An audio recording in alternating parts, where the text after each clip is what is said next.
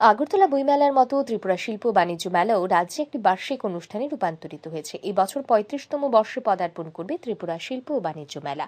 আগামী ২৯ জানুয়ারি থেকে ১২ ফেব্রুয়ারি পর্যন্ত হাপানিয়ার আন্তর্জাতিক মেলা প্রাঙ্গণে ৩৫তম ত্রিপুরা শিল্প ও বাণিজ্য মেলা অনুষ্ঠিত হবে। এবছর মেলার পরিসর অনেকটাই ব্যাপক করা হয়েছে। শিল্প ও বাণিজ্য মেলার থিম হিসেবে বেছে নেওয়া হয়েছে destination Tripura of land opportunity.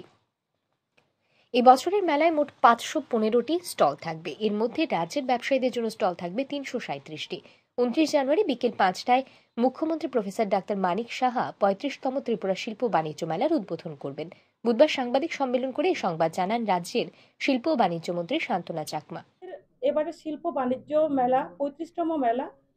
এই মেলা শুরু হবে হাপানিয়া যে আমাদের আন্তর্জাতিক মেলা প্রাঙ্গণ রয়েছে, সেই প্রাঙ্গণে ২৯শে জানুয়ারি শুরু হবে এবং সেটা সমাপ্তি হবে ১২ই ফেব্রুয়ারি ২০২৫ পর্যন্ত।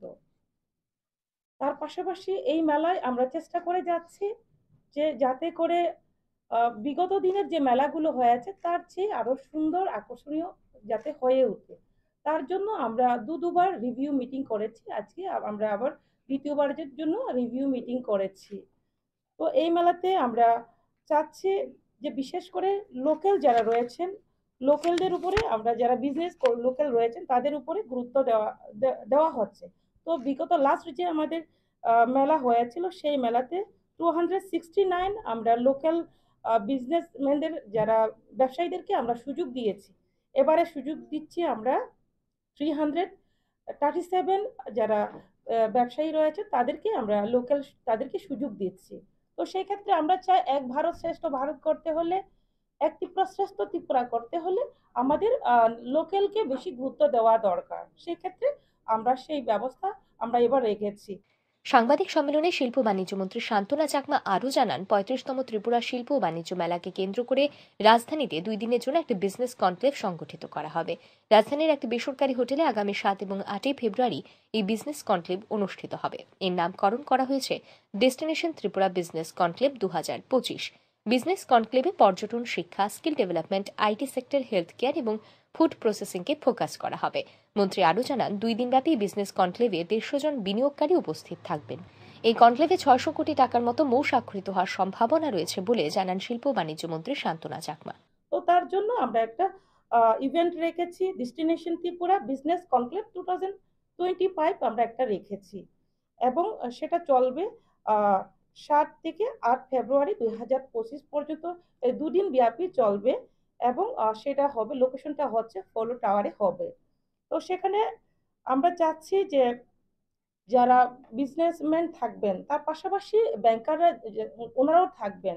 শুধুমাত্র যদি যারা ইনভেস্ট করবেন তারা থাকলে চলবে না। তার জন্য আমাদের যে প্রত্যেকটা যে সেক্টর আমরা যেমন চাচ্ছি যে আমাদের ফোকাস যেটা আমরা করতে চাই, যেমন আমরা ট্যুরিজমের উপরে গুরুত্ব দিচ্ছি, পাশাপাশি এডুকেশন আমরা স্কিল ডেভেলপমেন্টের উপরে গুরুত্ব দিচ্ছি, আইটির উপরে গুরুত্ব দিচ্ছি, হেলথ কেয়ারের উপরে গুরুত্ব দিচ্ছি।